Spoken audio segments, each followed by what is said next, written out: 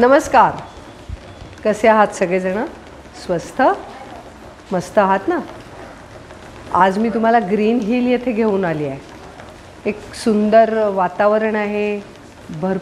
पाऊस बाहेर पडतोय रिपरिप. सगळीकडे हिरवगार आहे. गार छान वारा सुटला आहे. आज ना एका महत्त्वाच्या विषयावर आपण बोलूया. डायबिटीस हा खरं तर प्रत्येकाच्याच घरामध्ये म्हणजे असं लक्षात येतं की आपल्या कुटुंबाच्या आसपासच्या म्हणजे इनर सर्कलच्या पेक्षा थोड्याशा जरी बाहेर, अगदी आपल्या घरामध्ये प्रत्यक्ष नसलं तरी देखील आपल्या नातेवाईकांच्या कुटुंबामध्ये आणि आजूबाजूला सगळीकडे डायबिटीस किंवा मधुमेह हा अगदी कॉमन आजार झाला आहे.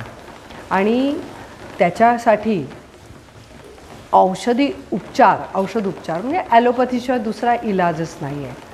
आणि मग आपण ॲलोपॅथी डॉक्टरकडे जातो आणि ब्लड चेक करून घेतो किंवा काही वेळेला ना रेग्युलर मेडिकल चेकअप त्याच्यामध्ये पण ब्लड टेस्ट होते आणि मग ब्लड टेस्टमध्ये तुमची शुगर येते आणि मग शुगर आली म्हणून ॲक्च्युली तुम्हाला काही डायबेटिक सिम्पटम्स नसतात पण केवळ शुगरचं ते जे पॅरामीटर आहे ते आलं म्हणून तुम्हाला शुगर लागते मागे म्हणतात असं लोक की शुगर आहे आणि मग डायबिटीस आहे आणि म्हणून मग औषधं सुरू होतात. आणि मग असं म्हटलं जातं किंवा समाजामध्ये एक असं पसरलं जातं किंवा पसरलेलं आहे की डायबिटीस झाला की गोळ्या ह्या कायमच्या घ्याव्या लागतात आणि गोळ्यांच्या डायबिटीस बरा होत नाही. आणि मग असा अनुभव येतो की या गोळ्या घेता घेता घेता घेता माणूस तर स्वतः आहारावर रिस्ट्रिक्शन बिचारा करतच असतो. तो सगळं गोड खायचं, कितीही गोड आवडत असलं तरी त्याने गोड खायचं केव्हाच सोडून दिलेलं असतं.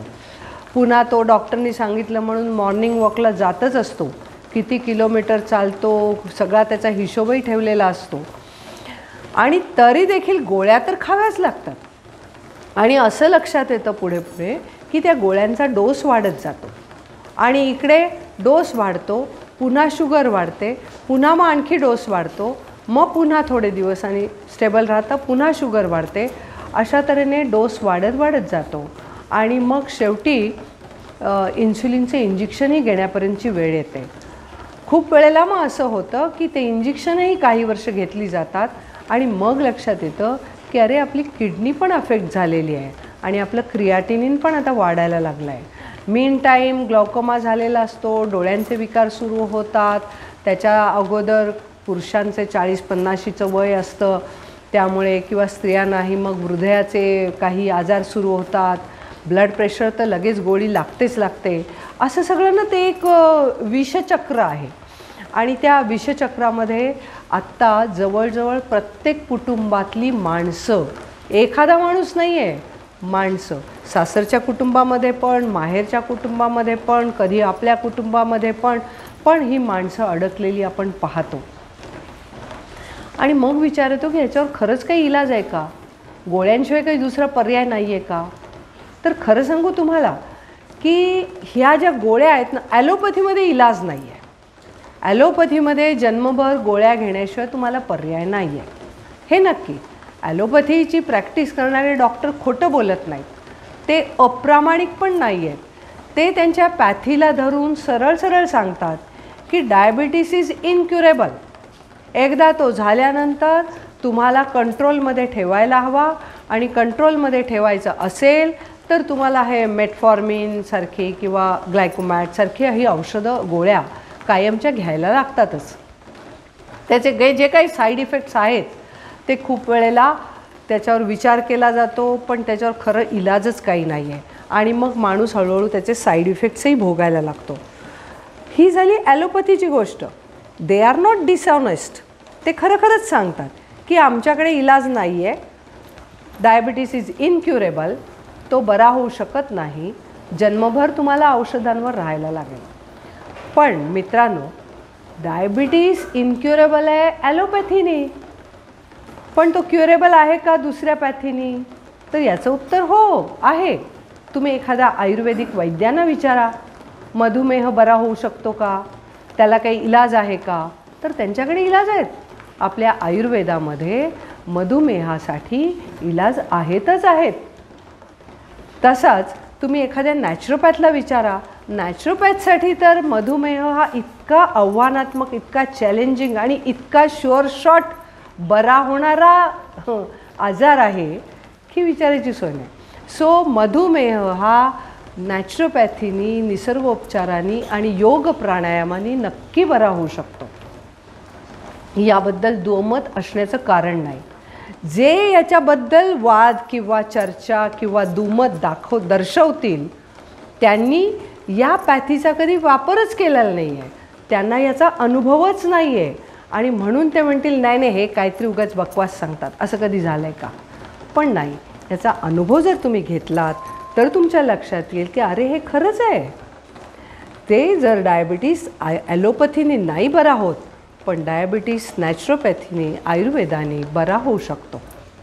मग आपण का प्रयत्न करू नये? आताच बघा, असं साधं लॉजिक आहे किंवा साधं शास्त्र आहे.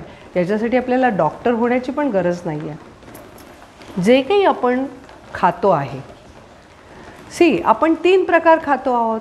कार्बोहायड्रेट खातो आहोत, त्याचे एंड प्रॉडक्ट पचन झाल्यानंतर कार्बोहायड्रेटचं एंड प्रॉडक्ट काय आहे? शुगर आहे. आपण प्रोटीन्स खातो, प्रोटीनचं एंड प्रॉडक्ट काय आहे? अमायनो ॲसिड्स आहेत. आणि आपण फॅट्स खातो, मेनली आपण हेच अन्नामधनं 3 घटक खातो. कार्बोहायड्रेट्स आहेत, प्रोटीन्स आहेत आणि फॅट्स आहेत. सो फॅट्सचं ॲसिमिलेशन किंवा डायजेशन झाल्यानंतर फॅटी ॲसिड आणि ग्लिसरॉल. आता जेवढं आपण कार्बोहायड्रेट खाल्लं त्याचं एंड प्रॉडक्ट, त्याचं अल्टिमेट डायजेशन नंतर त्याची ग्लुकोजच होते, in the form of sugar. त्यालाच आपण शुगर म्हणतो. ती साखर त्याची तयार होते. आता ही साखर आमच्या शरीराला हवी की नको? हो, नक्कीच हवी आहे. आपल्या मेंदूचं अन्न काय आहे? साखरच आहे, ग्लुकोजच आहे. ग्लुकोजशिवाय मेंदू काम करू शकत नाही. म्हणजे आपल्याला ग्लुकोजची गरज आहे की नाही? हो आहे. मग ग्लुकोजची गरज आहे, पण मग होतं आहे काय? माझ्या रक्तामध्ये अतिरिक्त शुगर का आली, साखर का आली? कारण मी जे खाते आहे त्याच्यामधलं साठत जात आहे. जर माझं खाणं आणि त्याचं युटिलायझेशन किंवा त्याचा वापर याचा जर बॅलन्स नीट मला जमला तर मला शुगर साठायचं कारणच नाही आहे. जसं नॉर्मल माणसांना असतं की ते जे खातात त्याची साखर बनते, ते ती युटिलाइज करतात, ते ती वापरतात. साखर कुठे कुठे वापरली जाते आपली? तर आपण मेंटल वर्क करतो. बेसिकली मेंदूचे जे काम आहे आणि ते काम सारखंच चालू आहे की नाही? मेंदू सतत काम करतो आहे.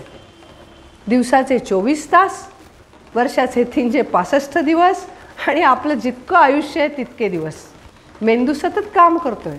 आपला मेंदू कधी रिकामा असतो? आपण विचार करतो, आपल्या भावना आहेत, आपण काही कामं करत असतो, या सगळ्याला मेंदू लागतोच. सो मेंदू काम करतोच आहे, त्याची शुगर वापरली जातच आहे. पण ज्या वेळेला शुगर आपलं जास्त इंटेक होतो आणि त्या मनाने आपलं काम कमी होतं. एक तर मेंदूचं काम आहे even for all physical work आणि आपला मेटाबॉलिझम, सगळ्या शारीरिक प्रक्रिया या होण्यासाठी सुद्धा मेंदूची गरज आहेच. मेंदूकडून संदेश आल्याशिवाय आपल्या कुठल्याच शरीर प्रक्रिया चालत नाहीत. म्हणजे मेंदू हा सातत्याने काम करतो आहे, म्हणजेच त्याला ग्लुकोज ही हवाच आहे. सो आपण खायलाच पाहिजे आहे. फक्त साखर कल्प्रिट कोण आहे आत्ताच्या याच्या समजाप्रमाणे? तर कल्प्रिट आहे ही व्हाईट शुगर. कारण ऊसाच्या रसापासून ही व्हाईट शुगर बनवताना त्यामध्ये अनेक केमिकल्स वापरतात. तुम्हाला माहिती आहे, तुम्ही शुगर फॅक्टरीवरून जाताना सुद्धा तुम्हाला लक्षात येतं, एक तर वासही भयानक येत असतो आणि त्याच्यामध्ये आणि जे शुगर फॅक्टरीत काम करतात ते तर कधीच शुगर खात नाहीत, ते खाणार पण नाहीत. कारण त्यांना माहिती आहे त्याच्यामध्ये काय काय घातलं जातं. त्यामुळे त्याच्यामध्ये बरीच या व्हाईट शुगरमध्ये बरीच केमिकल्स घातली जातात. तुम्हाला एक साधा अनुभव सांगते. पूर्वी आपल्याकडे साखरेला मुंग्या लागायच्या की नाही? आता तुम्ही डबा एक दिवस साखरेचा उघडा ठेवून बघा, मुंगी लागते का? मुंगी नाही लागत. आताच्या साखरेला मुंगीसुद्धा लागत नाही. म्हणजे मुंगीसारख्या प्राण्याला अतिसूक्ष्म जीवाला सुद्धा कळतं की ही जी व्हाईट शुगर आहे ना, ही खाण्याची गोष्ट नाही आहे. जर मुंगीला कळतं तर आम्हाला का कळायला नको?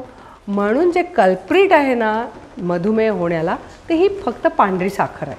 तर आपण ही जर कमी केली आणि त्याऐवजी सगळं गोड खाल्लं ना, म्हणजे नैसर्गिक गोड. पुन्हा या डायबिटीजबद्दल लोकांचे खूप गैरसमज असतात. फळं खाल्ली तर चालतील का? चिकू खाल्ला तर चालेल का? आंब्याच्या सीझनमध्ये आंबा खाल्ला तर चालेल का?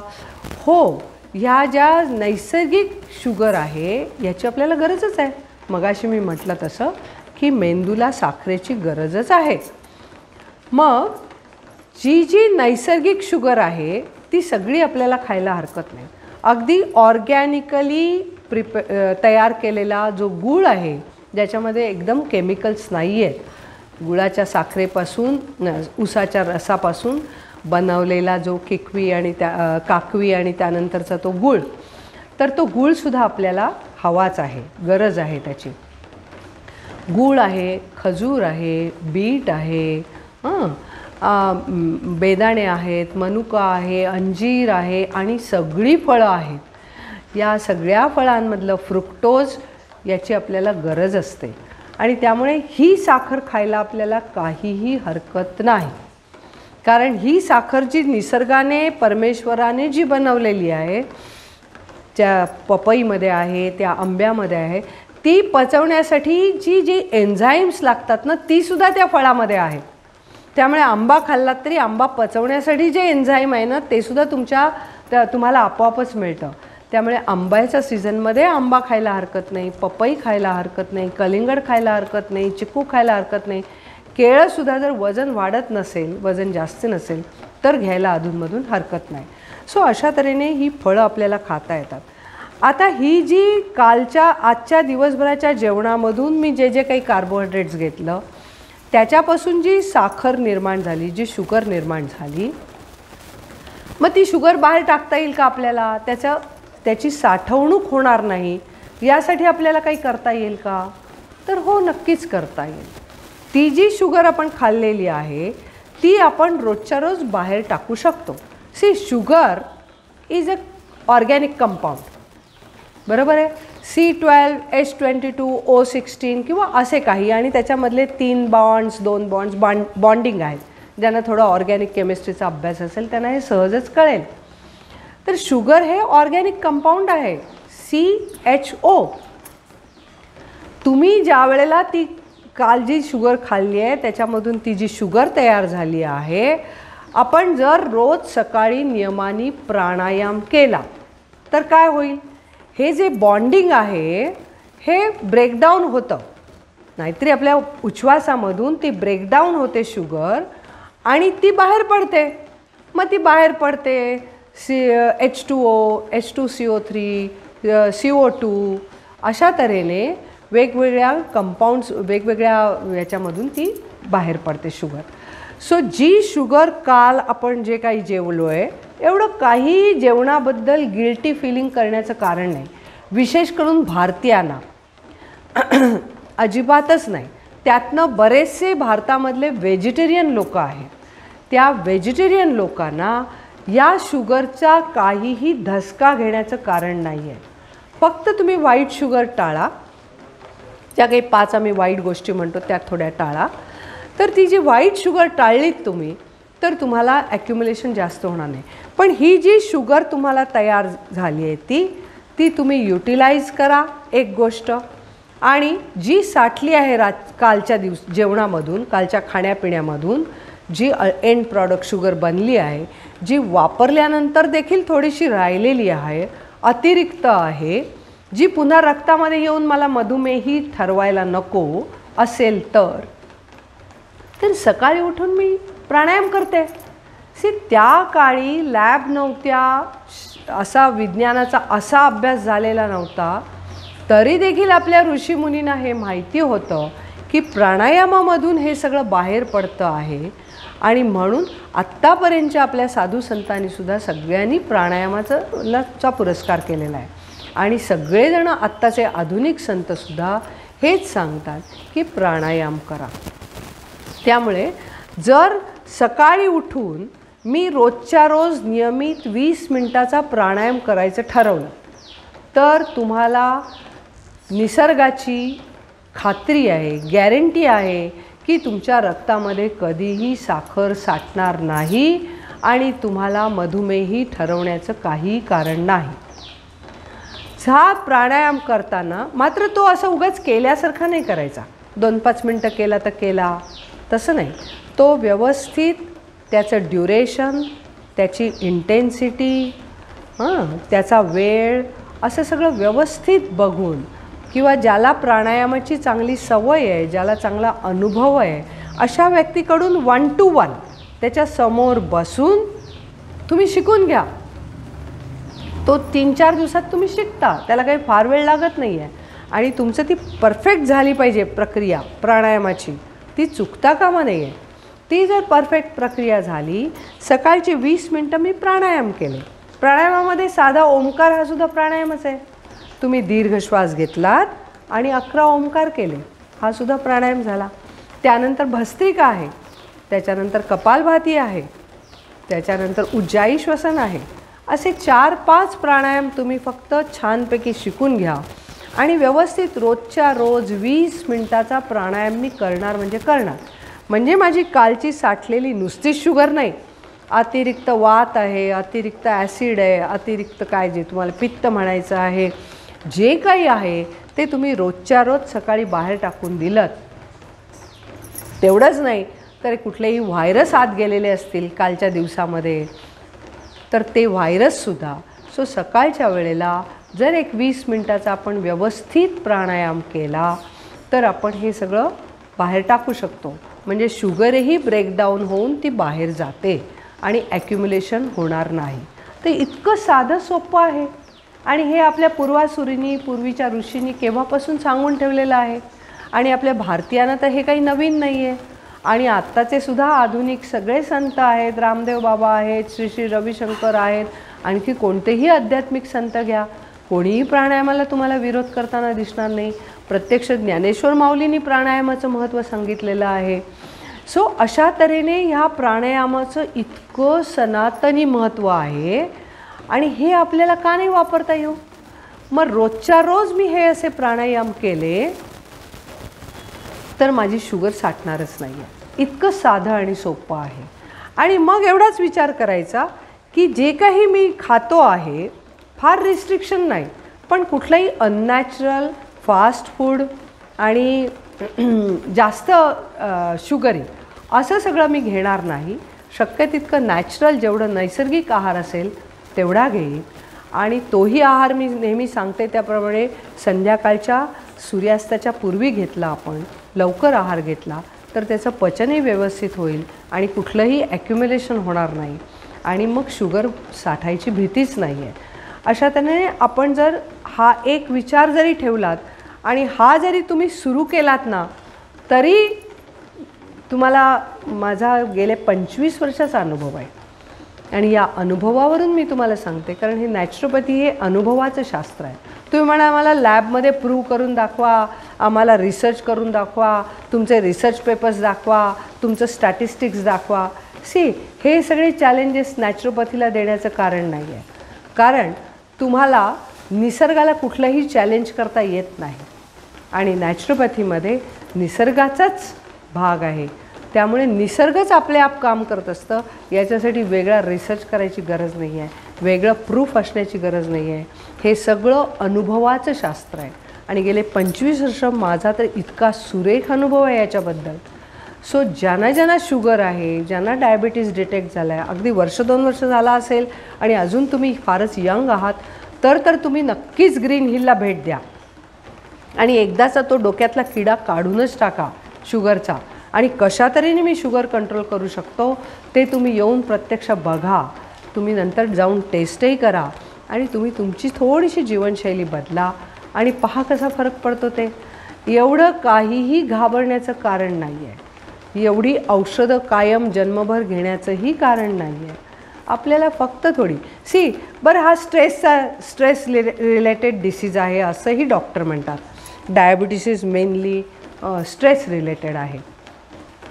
आता तुम्ही मला सांगा की स्ट्रेस काही कायम राहतो का आपल्याला आयुष्यात? आधी तर स्ट्रेस फ्री लाईफ कोणाचं असू शकतं का? आपल्या रामदास स्वामींनी पण म्हणून ठेवलं आहे, जगी सर्व सुखी असा कोण आहे, विचारी मना तूची शोधू न पाहे. त्याच्यामुळे स्ट्रेस फ्री लाईफ हे अशक्य आहे. मग हा स्ट्रेस हा आपला part and parcel of life, तो तर येणारच आहे. सो स्ट्रेस फ्री लाईफ होऊ शकत नाही. तर कुठलाही स्ट्रेस आपल्या आयुष्यात आलेला हा कायमचा टिकतो का हो? कधीच नाही. अगदी loss of business, loss of money, loss of spouse, loss of children, काहीही झालं तरी शेवटी तो स्ट्रेस काही काळापुरता असतो. सदैव कोणी रडत बसलेलं नाही आहे त्याच्यासाठी. पुन्हा त्याचं नियमित आयुष्य सुरूच होतं. कितीही प्रिय व्यक्ती जरी नसली आपल्याबरोबर तरी देखील आपण आयुष्य तर जगतच असतो. म्हणजे जो त्या काळचा स्ट्रेस असतो तो कायमचा राहत नाही आहे. म्हणजे कुठलाच स्ट्रेस हा आयुष्यामधला कायमचा राहत नाही. पुन्हा माणूस उभारी घेतो, किती लॉस झाला तरी पुन्हा प्रयत्न करतो, पुन्हा उभारी धरतो. मग हे जसं आहे, स्ट्रेस जातो. जर स्ट्रेस असताना तेवढ्यापुरती माझी शुगर वाढली तर स्ट्रेस गेल्यानंतर शुगर आपोआप नॉर्मलाइज पण व्हायला पाहिजे आणि ती होते पण. त्यामुळे आपल्याला ही शुगरसाठी किंवा डायबिटीससाठी एवढं घाबरून जाण्याचं कारण नाही. किंवा समाजामध्ये आणि जगामध्ये India is going to be a capital country of diabetes आणि हे असले सगळे मीडिया न्यूज आणि असला सगळा हा विचार झटकून टाकायचा आणि आपल्या व्यक्तिगत आयुष्यामध्ये आपल्याला काय करता येईल याचा नीट विचार करायचा. मार्गदर्शन हवं असेल तर व्यवस्थित आयुर्वेदाचं किंवा नॅचरोपॅथीचं मार्गदर्शन घ्यायचं आणि या गोळ्यांपासून सुटका करून घ्यायची.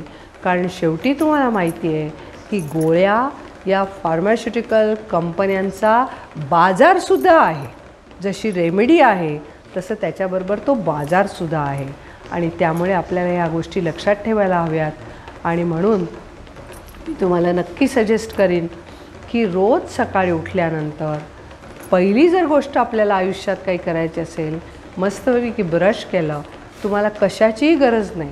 ऑनलाईन नको, ऑफलाईन नको, योगा क्लास नको, काही नको.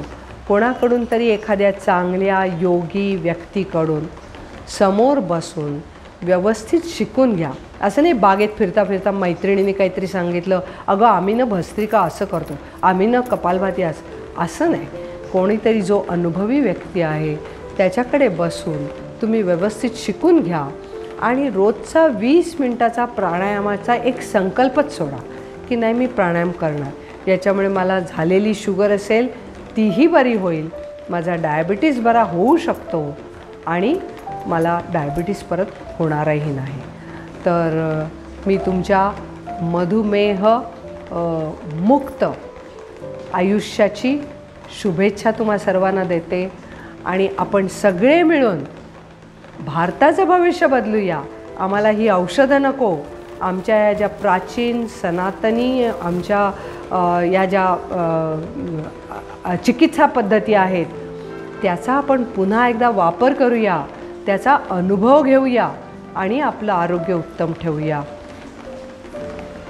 मला आशा वाटते तुम्हाला जर याच्यामध्ये आणखी काही शंका असली तर आपण मला फोन करून नक्की बोलू शकता आणि खात्री करून घेऊ शकता.